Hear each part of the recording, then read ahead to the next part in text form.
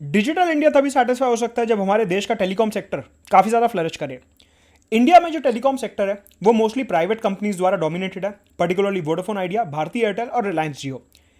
इन companies को कई सारे चैलेंजेस फेस करने पड़ रहे थे, इंक्लूडिंग पेनल्टीज, पुराने बकाए, ड्यूज, कर्जा हो गया था कंपनीज के ऊपर ज़्यादा, और इनका जो पर यूज़र रेवेन्यू है, एक कंपनी कितना पैसा कमा रही है कस्टमर से, वो भी काफ़ी कम चल रहा है।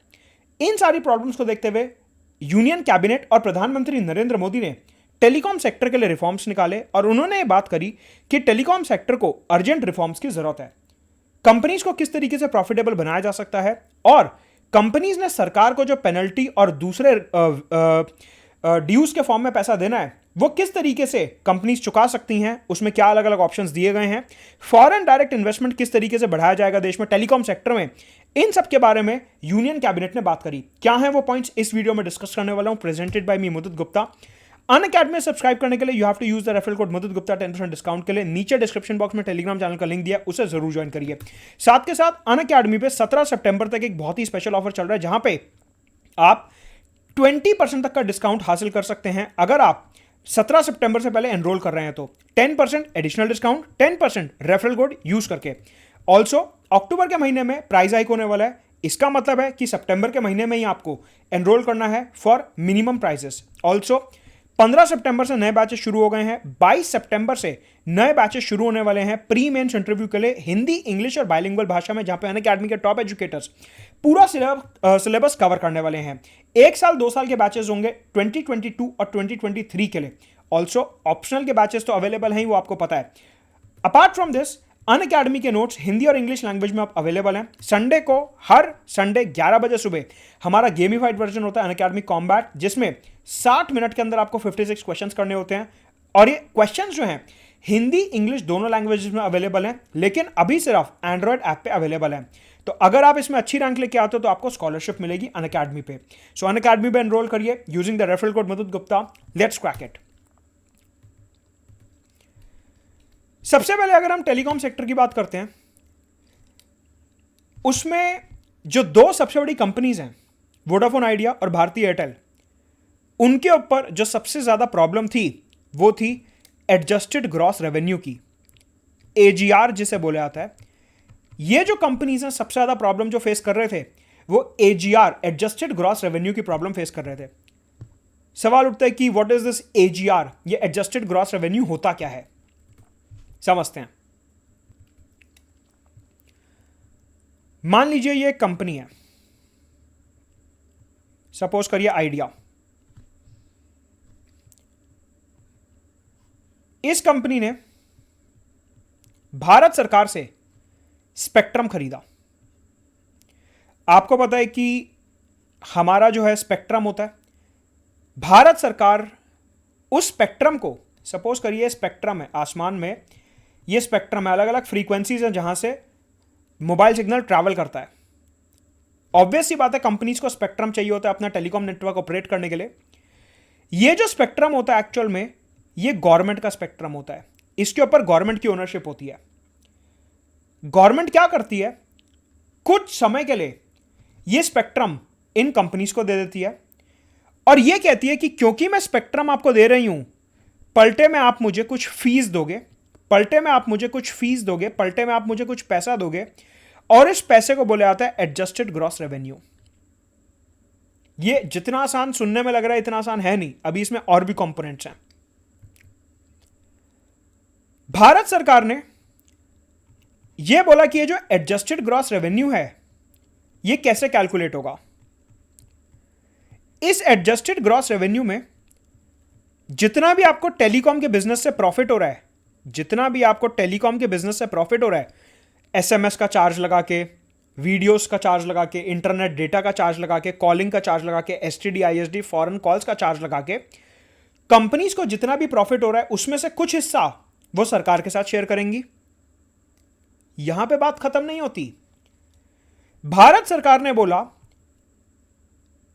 कि कंपनीज के जो दूसरे बिजनेस हैं वहां से भी उन्हें जो प्रॉफिट हो रहा है उसमें से भी सरकार को ओनरशिप, सरकार को रेवेन्यू, सरकार को फीस देनी पड़ेगी। मतलब कि एयरटेल का, आइडिया का जो नॉन टेलीकॉम बिजनेस है उसमें से भी सरकार को फीस देनी पड़ेगी in the form of adjusted gross revenue. आप ऐसा मानिए कि आइडिया ने लोगों से पैसा कमाया, आपको और हमारे को सिम कार्ड बेच के पैसा कमाया। उस पैसे से आइडिया ने जो उन्होंने प्रॉफिट कमाया, सपोज करिए शेयर मार्केट में जाके शेयर्स खरीद लिए। ऑब्वियस ही बात है, जो शेयर्स हैं ये नॉन टेलीकॉम बिजनेस है कंपनी का। मतलब कि अगर आइडिया ने अपने प्रॉफिट को शेयर्स में इन्वेस्ट कर दिया, अगर आइडिया ने अपने प्रॉफिट को गोल्ड में इन्वेस्ट कर दिया, सपोज करो कि ठीक है ये मेरी एक्स्ट्रा अर्निंग है, मैं इसको थोड़े टाइम के लिए इन्वेस्ट करना चाहता हूं, जब मेरे को नया टावर लगाना होगा कहीं पे तो मैं ये शेयर्स और गोल्ड बेच के इस पैसे को टावर लगा लूंगा। तो आइडिया के पास पैसा है और उस पैसे से उन्होंने शेयर्स और गोल्ड खरीद लिए स्पेयर पैसे से। आइडिया ने आपके और मेरे मोबाइल बिल से जितना पैसा कमाया, मतलब कि आइडिया ने जितना भी अपना टेलीकॉम के धंधे से पैसा कमाया उसमें से कुछ हिस्सा सरकार को दे दिया एजीआर के फॉर्म में। सरकार ने बोला ये सफिशिएंट नहीं है।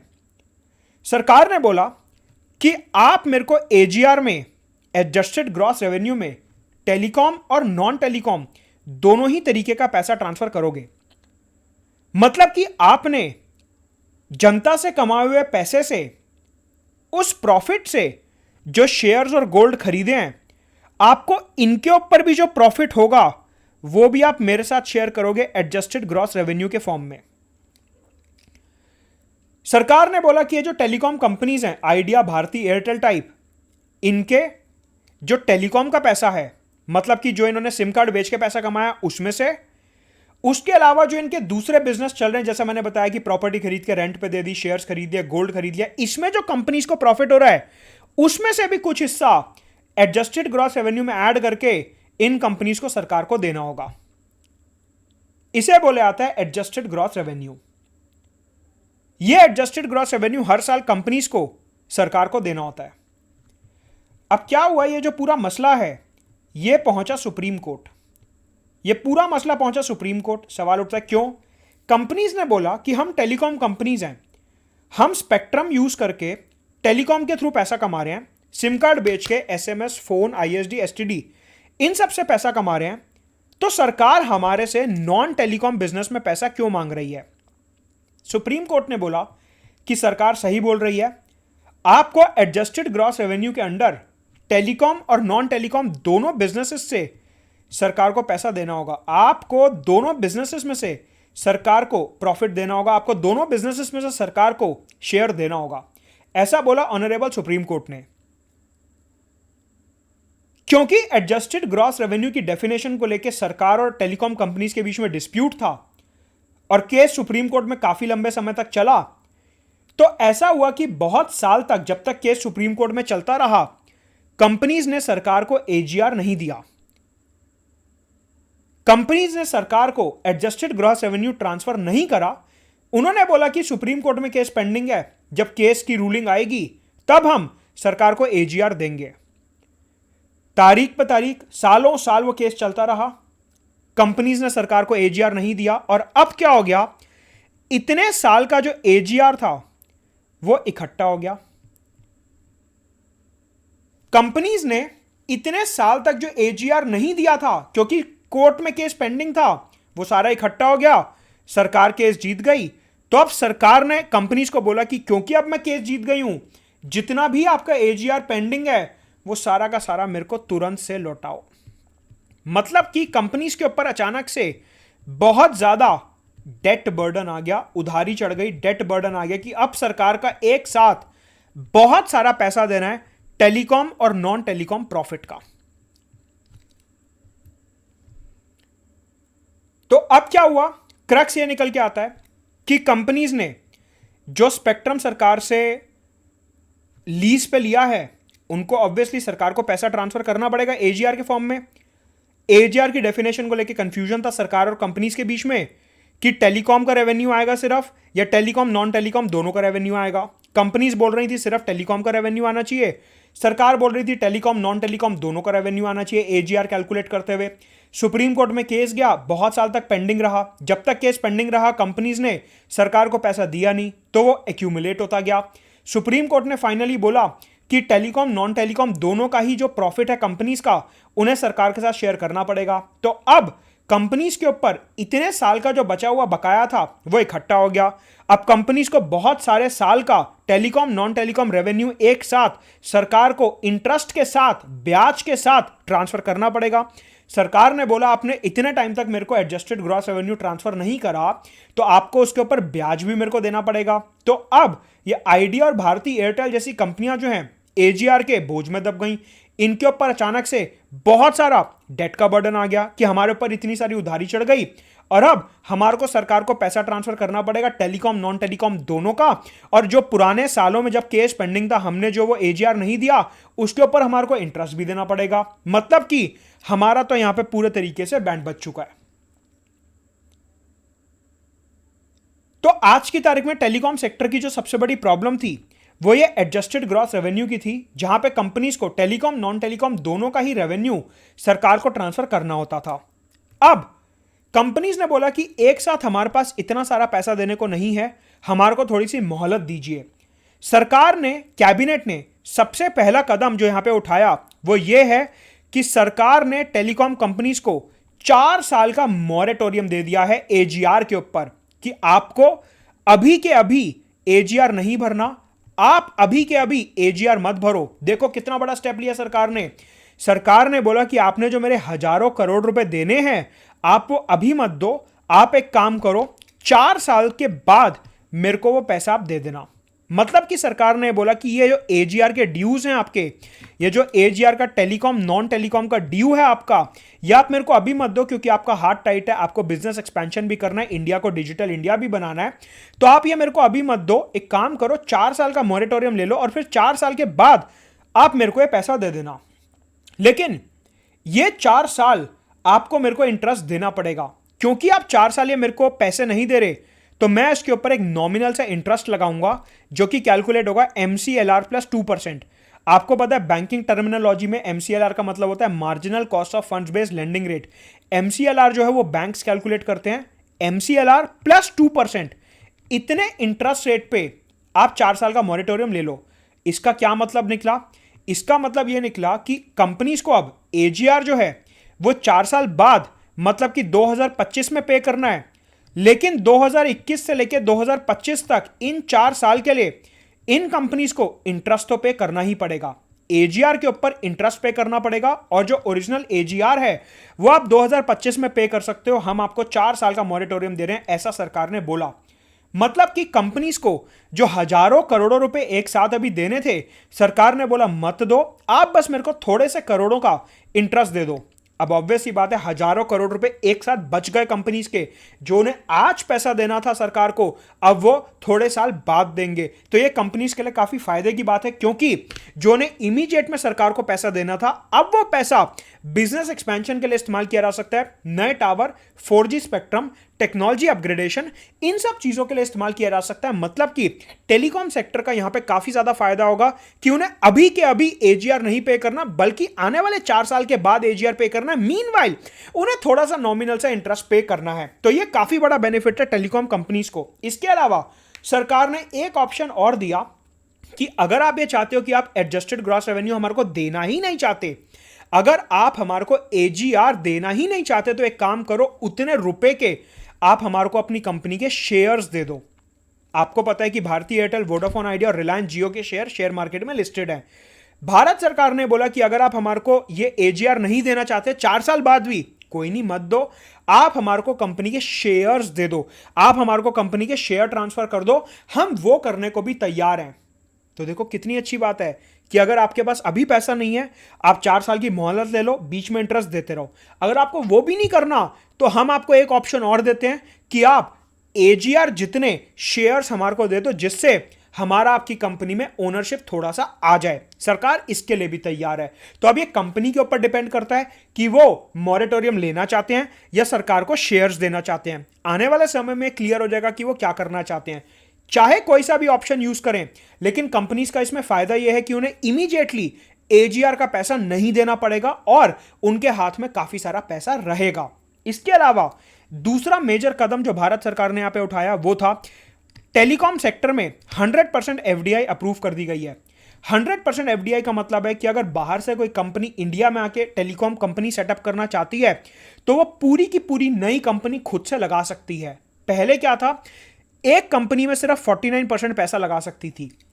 मतलब कि बाहर से कोई कंपनी है वो इंडिया आके पैसा लगाना चाहती है टेलीकॉम में, तो वो सिर्फ 49% शेयर्स होल्ड कर सकती थी, बाकी 51% शेयर्स किसी इंडियन प्लेयर को लगाने पड़ते।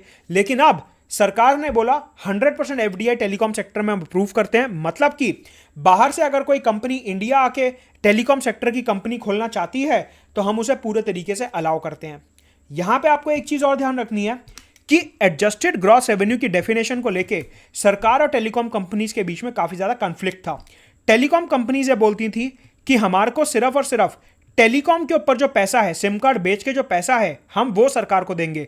लेकिन सरकार ये बोलती थी कि आप मेरे को टेलीकॉम और नॉन टेलीकॉम का प्रॉफिट, शेयर्स, प्रॉपर्टी, गोल्ड वगैरह का जो प्रॉफिट है, दोनों प्रॉफिट आप मेरे साथ शेयर करोगे। भारत सरकार ने अभी ये जो कैबिनेट ने प्रपोजल पास करा है उसमें ये बोला कि अब से आने वाले समय से जो आने वाली ऑक्शंस होंगी, जो आने वाला स्पेक्ट्रम आप खरीदोगे, तब से आप एजीआर मेरे को सिर्फ और सिर्फ टेलीकॉम वाले प्रॉफिट के ऊपर दोगे, नॉन टेलीकॉम वाले प्रॉफिट के ऊपर नहीं दोगे। रिपीट करता हूं इस पॉइंट को। सरकार ने बोला कि अभी तक का जो बकाया है टेलीकॉम नॉन टेलीकॉम का, वो तो आपको देना पड़ेगा, लेकिन आज से 2021 से जो आपके नया एजीआर कैलकुलेट होगा, एजीआर तो देखो नॉन स्टॉप कैलकुलेट होगा क्योंकि इन्होंने स्पेक्ट्रम एलोकेट किया हुआ है, इन्होंने सरकार से स्पेक्ट्रम किराए पे लिया हुआ है, तो एजीआर तो नॉन स्टॉप कैलकुलेट होगा ही होगा। अब सरकार ने बोला कि अभी तक हम क्या कर रहे थे, टेलीकॉम नॉन टेलीकॉम दोनों का पैसा कैलकुलेट करके एजीआर निकाल रहे थे। आज से सितंबर 2021 से, बेसिकली 1 अक्टूबर से इफेक्टिव होगा ये, 1 अक्टूबर 2021 से जो एजीआर कैलकुलेट होगा उसमें टेलीकॉम का पैसा ही कैलकुलेट होगा, नॉन टेलीकॉम का पैसा कैलकुलेट नहीं करेंगे। मतलब कि एजीआर की जो छूट दी गई है वो आने वाले समय से दी गई है। दोबारा से एक बारी डॉट्स कनेक्ट करते हैं। पुराना जितना भी एजीआर था वो टेलीकॉम और नॉन टेलीकॉम दोनों को मिला के कैलकुलेट किया गया और उसमें 4 साल का मॉरेटोरियम दे दिया, या फिर अगर आप वो पुराना पैसा नहीं देना चाहते तो उतने के सरकार को शेयर ट्रांसफर कर दो। आने वाला जो एजीआर कैलकुलेट होगा, ऑब्वियस सी बात है वो तो कैलकुलेट होता ही रहेगा ना, क्योंकि सरकार का स्पेक्ट्रम कंपनीज के पास है, लीज पे, किराए पे, तो वो किराया तो देना ही पड़ेगा। सरकार ने बोला कि जो आने वाला एजीआर है, जो नया एजीआर है, वो सिर्फ और सिर्फ टेलीकॉम के प्रॉफिट पे कैलकुलेट होगा, उसमें हम नॉन टेलीकॉम का पैसा नहीं जोड़ेंगे। मतलब कि बहुत ही जबरदस्त कदम उठाया सरकार ने कि आने वाले जो एजीआर कैलकुलेट होगा आपसे, वो कंपनीज जैसा बोल रही थी वैसे कैलकुलेट होगा, नॉन टेलीकॉम कैलकुलेट नहीं होगा आने वाले समय से, सिर्फ टेलीकॉम का पैसा कैलकुलेट होगा। तो सरकार ने बोला कि अभी तक जो हम आपके ऊपर इतना ज़्यादा एजीआर का प्रेशर दबाते हुए आए थे, इतना ज़्यादा एजीआर का प्रेशर लगाते हुए आए थे, आने वाले समय से अब जो कैलकुलेशन होगी वो आसान हो जाएगी और आपको सिर्फ टेलीकॉम का ही पैसा हमारे को देना पड़ेगा। जो टेलीकॉम से सिम कार्ड बेच के आप प्रॉफिट कमा रहे हो, सिर्फ वही प्रॉफिट देना पड़ेगा। Non telecom shares, gold, property वगैरह जो आपने अपनी कंपनी के नाम पर खरीदी हुई है, उससे जो प्रॉफिट आप निकाल रहे हो वो आपको हमारे साथ शेयर अप से नहीं करना पड़ेगा। राइट, मतलब कि 4 साल का मॉरेटोरियम दे दिया। अगर आपको कंपनी को पैसा नहीं देना तो वो शेयर्स दे दे, और बल्कि आने वाले समय में जो एजीआर की कैलकुलेशन है उसको भी आसान बना दिया गया है, जिससे कि कंपनीज को आने वाले समय में और ज्यादा फायदा हो। एफडीआई इंक्रीज कर दी गई है, पहले 49% थी, अब 100% इंक्रीज कर दी गई है। इन सारे कदम का बेनिफिट ये होगा कि कंपनीज के हाथ में लिक्विडिटी इंक्रीज हो जाएगी, मतलब कि कंपनीज के हाथ में पैसा ज्यादा होगा क्योंकि सरकार को नहीं देना। तो अब क्या होगा, कंपनीज जो है नए नए इंफ्रास्ट्रक्चर में, टावर्स में, स्पेक्ट्रम में, 5G ट्रायल्स में, टेक्नोलॉजी अपग्रेड करने में, ऑप्टिक फाइबर में, इन सब चीज़ों में जो टेलीकॉम कंपनीज हैं ये अच्छे से पैसा लगा पाएंगी। एक बेनिफिट यहाँ पे बैंकिंग सेक्टर का भी होता है, वो ये कि कई सारे ऐसे बैंक से, स्टेट बैंक ऑफ इंडिया और जो दूसरे सरकारी बैंक थे, उन्होंने इन टेलीकॉम कंपनीज को बहुत सारे लोन दे रखे थे। तो बैंक्स ने सरकार से बोला कि सर देखो, अगर ये टेलीकॉम कंपनी डूब गई तो हमारा जो लोन है इनके पास वो भी डूब जाएगा। अगर ये टेलीकॉम कंपनी डूब गई तो हमने जो इनको पैसा उधारी में दे रखा है वो भी डूब जाएगा। मतलब कि अगर टेलीकॉम कंपनी डूबती है तो उससे डिजिटल इंडिया का तो नुकसान होगा ही होगा, लेकिन हम बैंकिंग सेक्टर, फाइनेंशियल सेक्टर का भी इसमें नुकसान होगा। तो अगर आप टेलीकॉम सेक्टर के लिए कुछ अच्छे कदम उठाते हो तो उससे टेलीकॉम का ही नहीं बल्कि बैंकिंग सेक्टर का भी काफी ज्यादा फायदा होगा। तो सरकार ने यह बात सुनते हुए भी ये रिफॉर्म्स लाया। इसके अलावा पहले जब कंपनीज को स्पेक्ट्रम लेना होता था सरकार से, 2G 3G स्पेक्ट्रम वगैरह, तो इनको बहुत सारी बैंक गारंटीज देनी पड़ती थी। बैंक गारंटी का मतलब होता है कि बैंक में पैसा जमा कराया और फिर सरकार आपको स्पेक्ट्रम देगी। मतलब कि कंपनीज का ऐसे काफी सारा पैसा ब्लॉक हो जाता था कि बहुत सारा पैसा आपको बैंक में पहले डिपॉजिट करवाना पड़ता था गारंटी के फॉर्म में, सरकार उसके बाद ही आपको स्पेक्ट्रम एलोकेट करेगी। सरकार ने बोला कि ये जो बैंक गारंटीज हैं ये हम 80% से कम करते हैं। मतलब कि पहले कंपनीज को जब स्पेक्ट्रम चाहिए होता था तो इनको बहुत सारा ट्रक भर के पैसा बैंक में गारंटी के फॉर्म में रखना पड़ता था। अब सरकार ने बोला कि ऐसे इतनी सारी बैंक गारंटी देने की जरूरत नहीं है, बस एक बैंक गारंटी दोगे और उसमें सारा काम हो जाएगा। मतलब कि कंपनीज को यहां पे भी ट्रक भर के पैसा बैंक में पहले जमा कराने की जरूरत नहीं है। अब यहां पे कंपनीज को एक ऑप्शन और दिया गया कि अगर आप स्पेक्ट्रम खरीदने के 10 साल बाद स्पेक्ट्रम छोड़ना चाहते हो तो आप छोड़ सकते हो। देखो यूजुअली क्या होता है, स्पेक्ट्रम जो है वो 20 साल के लिए दिया जाता है कंपनी को। एक कंपनी के साथ सरकार का जो कॉन्ट्रैक्ट होता है वो 20 साल के लिए होता है। सरकार ने 2 चेंजेस करे यहां पे। सरकार ने बोला कि अब से ये जो हम स्पेक्ट्रम एलोकेट करेंगे वो 20 साल के लिए नहीं बल्कि 30 ईयर्स के लिए करेंगे। मतलब कि अब जियो, भारती एयरटेल, वोडाफोन आइडिया सरकार से जो 5G का स्पेक्ट्रम लेंगे, सरकार से जो 5G का स्पेक्ट्रम ऑक्शन में लेंगे वो 20 साल के लिए नहीं बल्कि 30 साल के लिए लेंगे। कहने का मतलब है जो स्पेक्ट्रम का होल्डिंग पीरियड है, जो कंपनी के पास स्पेक्ट्रम रहेगा वो लंबे समय तक के लिए रहेगा। एक बात, अगर कंपनी को लगता है कि उन्हें धंधा छोड़ना है और उनको ज्यादा प्रॉफिट नहीं हो रहा तो वो 30 साल तक वेट करने की जरूरत नहीं है। 10 साल के एंड पे सरकार को स्पेक्ट्रम वापस देके ये बिजनेस छोड़ सकते हैं। तो सरकार ने इसको फ्लेक्सिबल बना दिया ये बोल के कि अगर आप 10 साल के बाद ये बिजनेस छोड़ना चाहते हो तो आप हमारे को स्पेक्ट्रम वापस कर सकते हो। और अगर आप इस धंधे में टिके रहना चाहते हो तो ये स्पेक्ट्रम आपको 20 नहीं बल्कि 30 साल के लिए दिया जाएगा। तो सरकार ने ये टाइम लिमिट्स को फ्लेक्सिबल बनाया और स्पेक्ट्रम होल्डिंग पीरियड को लंबा बनाया और फ्लेक्सिबल बनाया। इसी के साथ जब भी कोई कंपनी स्पेक्ट्रम खरीदती थी तो उनको एक चार्ज देना होता था जिसको बोला जाता है स्पेक्ट्रम यूजेज चार्ज। अगर रिलायंस जियो, भारती एयरटेल, वोडाफोन आइडिया कोई भी सरकार से स्पेक्ट्रम ले रहे हैं तो उनको एक चार्ज देना होता था जिसका नाम था स्पेक्ट्रम यूजेज चार्ज। राइट, अब सरकार ने बोला कि अब से ये स्पेक्ट्रम यूजेज चार्ज जो है ये एक एडिशनल चार्ज होता था, ये आपको देने की जरूरत नहीं है। मतलब कि जो AGR देना है वो भी कम कर दिया, जो बैंक गारंटी देनी है वो भी कम कर दी, और एक ये जो स्पेक्ट्रम यूजेज चार्ज नाम का एक चार्ज देना होता था ये भी हटा दिया गया है। मतलब कि टेलीकॉम कंपनीज को अब बहुत ज़्यादा पैसा खर्च करने की जरूरत नहीं है बल्कि उनके हाथ में काफ़ी ज़्यादा लिक्विडिटी होगी जिसका इस्तेमाल करके वो अपना इंफ्रास्ट्रक्चर प्रमोट कर सकते हैं। वे फॉरवर्ड क्या रहेगा इस इंडस्ट्री में? इस इंडस्ट्री का सबसे बड़ा वे फॉरवर्ड ये रहेगा कि इन्हें ARPU अपना इंक्रीज करना है। सर ARPU का क्या मतलब होता है? ARPU का मतलब होता है एवरेज रेवेन्यू पर यूजर, कि अगर एयरटेल के 100 कस्टमर हैं तो ये हर कस्टमर से ऑन एन एवरेज कितना पैसा कमा रहे हैं। अगर रिलायंस जियो के 200 कस्टमर हैं तो ऑन एन एवरेज ये हर कस्टमर से कितना पैसा कमा रहे हैं, उसे कहते हैं ARPU। अभी की तारीख में अप्रॉक्सीमेटली इन कंपनीज का ARPU है 156 रुपीज, इससे 146 के बीच में, इस रेंज में इनका ARPU चलता है। ये फिगर याद करने की जरूरत नहीं है, तो मैंने आपके रेफरेंस के लिए बता दिया है। इनका जो ARPU चलता है वो 156 से 146 के बीच में चलता है। सर इसका क्या मतलब है? इसका मतलब यह है कि एयरटेल और रिलायंस जियो हर कस्टमर से ऑन एन एवरेज एक महीने में 156 रुपीज का रिचार्ज करवा लेते हैं या 146 रुपीज का रिचार्ज करवा लेते हैं। मतलब कि 146 से 156 के बीच का ये रिचार्ज करा लेते हैं हर कस्टमर से ऑन एन एवरेज। राइट, ये हो गई एक बात। तो इनको इसे ऐसा भारत सरकार मानती है कि इन्हें इसे 200 रुपए तक ले जाना चाहिए, तभी जाके कंपनीज प्रॉफिटेबल होंगी।